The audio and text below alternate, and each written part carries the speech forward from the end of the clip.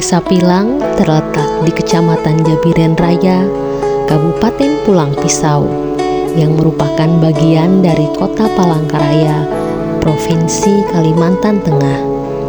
Desa ini dikelilingi oleh hamparan alam yang asri, dengan potensi sumber daya alam yang melimpah, serta kehidupan masyarakat yang masih kental dengan budaya lokal. Di tengah kehidupan desa, terdapat satu-satunya lembaga pendidikan, yaitu SDN Pilang 1. Sekolah ini berperan sangat penting dalam pengembangan pendidikan dan pembentukan karakter anak-anak di Desa Pilang. Dengan jumlah murid yang relatif kecil, SDN Pilang 1 mampu memberikan perhatian lebih kepada siswa sehingga proses pembelajaran dapat berlangsung secara optimal. Dalam konteks pendidikan, SDN Pilang 1 mengintegrasikan konsep gaya hidup berkelanjutan ke dalam kurikulumnya, terutama melalui program P5. Salah satu topik yang diangkat adalah hidup asik daur ulang plastik. Daur ulang plastik menjadi isu penting di era sekarang. Dengan meningkatnya penggunaan plastik dalam kehidupan sehari-hari, pemahaman dan penerapan daur ulang sangat dibutuhkan. Melalui proyek ini, siswa di SDN Pilang 1 diajarkan tentang pentingnya menjaga lingkungan dan cara-cara kreatif untuk mengurangi sampah plastik. Selamat pagi, kepala sekolah dan rekan-rekan guru.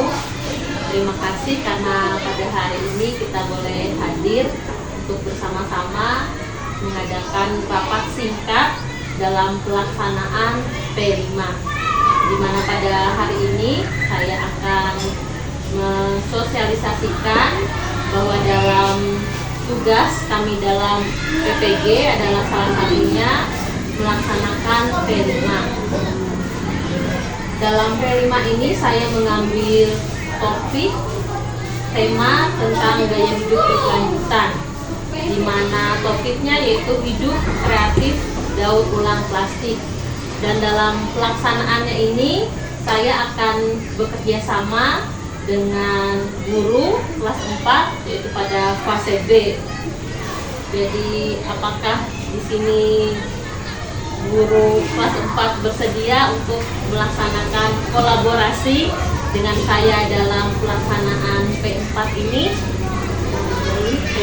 Saya sebagai wali kelas 4 dalam ini menyambut baik pelaksanaan P5 oleh guru agama Katolik, dan kami siap untuk berkolaborasi dalam pelaksanaan P5 dengan tema di sini gaya hidup berkelanjutan dengan topik hidup kreatif daur ulang sampah plastik, ya, dengan pemanfaatan barang-barang bekas untuk pembuatan karya-karya yang bermanfaat seperti tempat penyimpanan alat-alat tulis, kemudian hiasan dinding dari bentuk foto. Di sini kami bersyukur, ya, dengan adanya proyek P5 yang dilakukan oleh Ibu Guru Agama Katolik, dan barang-barang bekas itu dapat dimanfaatkan dengan baik sekaligus mengurangi sampah-sampah yang berserakan sebagai bekas betul-betul dengan anak-anak, ya. Semoga kolaborasi ini dapat berjalan dengan baik.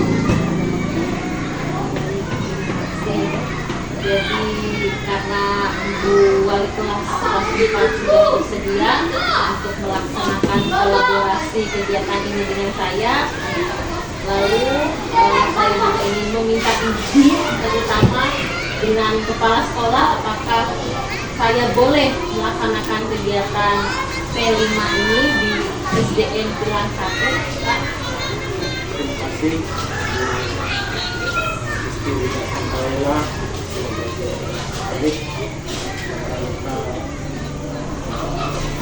Pelaksanaan P5-nya sudah dijelaskan juga.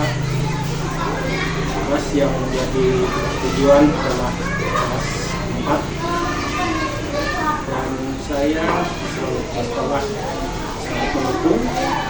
Terima kasih. Silakan dilanjutkan kegiatannya.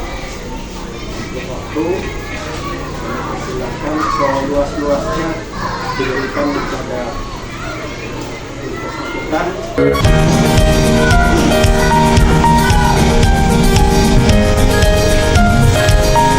Selamat pagi anak-anak.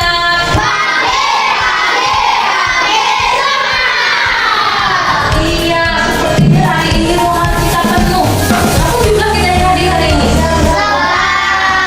Ada 11 orang. Baik, ada berapa orang yang hadir? 1 cukup.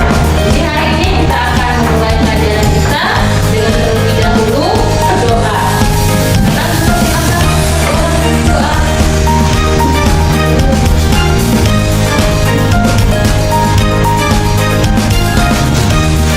Teman-teman, marilah kita berdoa. Dalam nama Bapa dan Putra dan Roh Kudus. Amin. Ya Tuhan, kami mau belajar, berkati kami supaya kami bisa mengerti pelajaran yang kami terima. Amin. Dalam nama Bapa dan Putra dan Roh Kudus. Amin. Jadi hari ini kita akan belajar P5. Apa itu P5?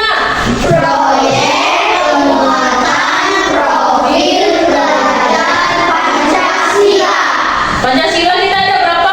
5. Ada yang sudah tahu lagu pelajar Pancasila?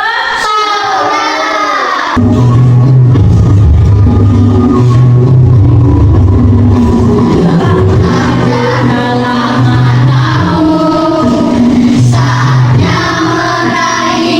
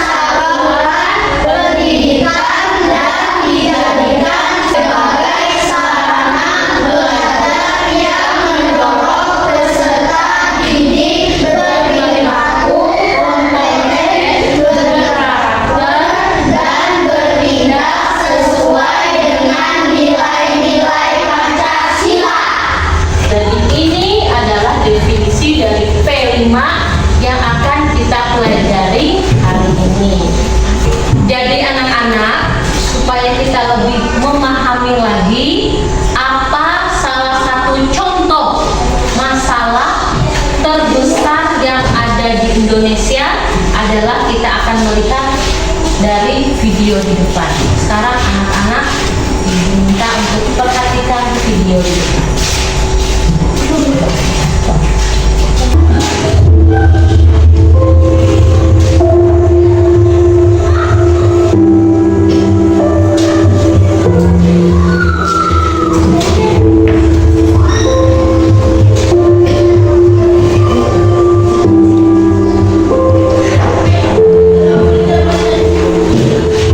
Plastik, bahan yang merevolusi dunia modern kita. Namun, keberadaannya telah membawa konsekuensi besar yang mengancam lingkungan kita. Dari lautan yang luas hingga hutan yang jauh, sampah plastik telah menyebar seperti wabah modern yang mengancam keberlangsungan hidup kita. Data yang diperoleh dari Asosiasi Industri Plastik Indonesia dan Badan Pusat Statistik menyatakan bahwa 3,2 juta ton sampah yang dibuang ke laut adalah sampah plastik. Kantong plastik yang terbuang ke lingkungan sebanyak 10 miliar lembar per tahun atau sebanyak 85.000 ton kantong plastik. Dunia juga didekatkan dengan kematian sperma yang ditemukan dalam keadaan membusuk 2,9 dan di dalamnya ditemukan sekitar 5,9 kilogram sampah plastik di dalam kehidupan Lokasi kematian paus sperma tersebut berada di kawasan konservasi Taman Nasional Perairan Wakatobi yang seharusnya menjadi wilayah aman bagi wisatawan. Temuan ini pun menjadi bukti kuat bahwa Indonesia sedang dalam masa darurat sampah plastik. Selain mencemari organisme laut, pencemaran plastik juga mengancam manusia. Melansir dari Kompas.id, studi terbaru menemukan kandungan mikroplastik pada garam dan ikan di Indonesia. Dengan besarnya kuota produksi sampah yang dihasilkan per hari dan hanya 7% yang dapat didaur ulang, tidak heran kalau laut dan sungai kita penuh dengan sampah. Kematian sejumlah hewan laut, yaitu sekitar 1 juta burung laut, 100.000 mamalia laut, serta ikan-ikan dikarenakan mengkonsumsi limbah plastik. Di darat, tanah yang mengandung racun partikel plastik dapat membunuh hewan pengurai seperti cacing yang berakibat menurunkan tingkat kesuburan tanah. Anak-anak, kita tadi sudah menonton video tentang apa tadi? Tentang sampah. Kalian lihat tadi sampahnya banyak atau sedikit? Banyak. Sangat banyak, apalagi di tempat pembuangan akhir tempat sampah sampai segunung sampahnya. Tempat kita juga ada sampah. Dari mana sampah itu berasal? Dari siapa kalian? Dari diri kita sendiri. Masing-masing kalian di sekolah biasa jajan atau tidak? Jajan. Lalu kalau jajan itu bungkus plastiknya dibuang di bak sampah. Yang pertama-tama kita akan mengenal bahwa sampah plastik itu ada dampak buruknya bagi kehidupan manusia dan juga alam ciptaan Allah ini. Yang pertama, penggunaan dampak plastik terhadap lingkungan. Yang pertama adalah terjadinya pencemaran, di mana sampah plastik itu ternyata sangat sulit terurai. Maksud terurai itu sulit hancur. Jadi kalau dia ada di lingkungan tanah seperti tadi dikatakan, cacing-cacing pun bisa mati. Karena apa? Karena tertutup plastik-plastik yang tidak bisa terurai. Jadi sampah plastik itu jangan sampai dibuang sembarangan di tanah atau di air yang akan membuat kerusakan pada ekosistem. Coba sekarang lihat di papan tulis ini adalah contoh-contoh masalah sampah. Misalnya sampah dibuang sembarangan di pinggir jalan. Lalu ini sampah yang dibuang di laut sehingga melilit leher kura-kura. Lalu juga itu sampah minuman yang dibuang sembarangan, misalnya waktu ada acara. Lalu juga ini adalah tumpukan sampah di tempat pembuangan akhir. Ternyata sampah tadi bisa kita olah. Salah satunya seperti ini. Pemanfaatan dari pipet atau sulam ini bisa dibuat untuk tempat pensil.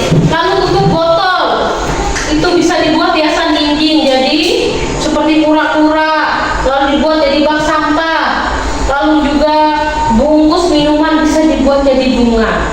Jadi apabila sampah yang sudah kita pakai bisa kita daur ulang, maka akan menghasilkan barang-barang yang bermanfaat, tidak menjadi sampah yang menumpuk sehingga merusak lingkungan.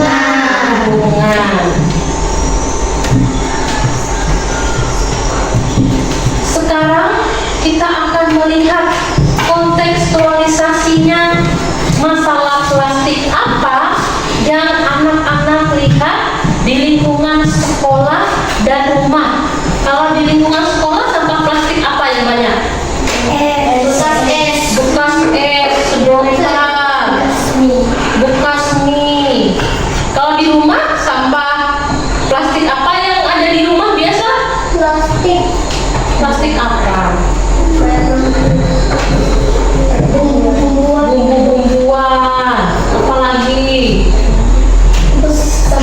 Bungkus sabun, bungkus rinso, itu kan susah didaur ulang. Jadi ternyata di lingkungan kita sangat banyak masalah plastik. Nah, karena banyak masalah itu, siapa yang akan menyelesaikan masalah? Apakah orang dari luar negeri sana atau kita yang ada di lingkungan ini yang akan menyelesaikannya? Kita. Makanya hari ini kita belajar P5 supaya kita membuat aksi, kita berbuat sesuatu pengolahan sampah ini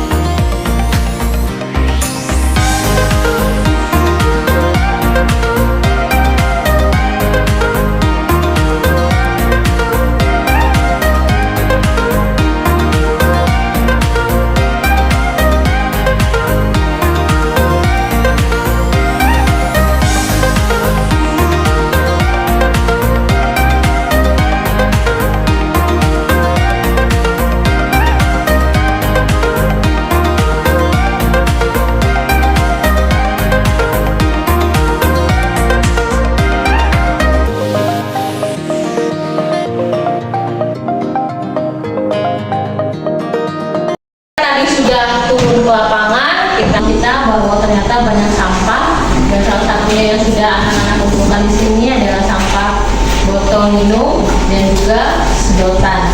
Jadi dari bahan sampah ini kira-kira anak-anak mau membuatnya menjadi karya taman apa? Sudah tahu? Bunga. Baik, sekarang kita akan mempraktekannya dengan melihat ada contoh video ini.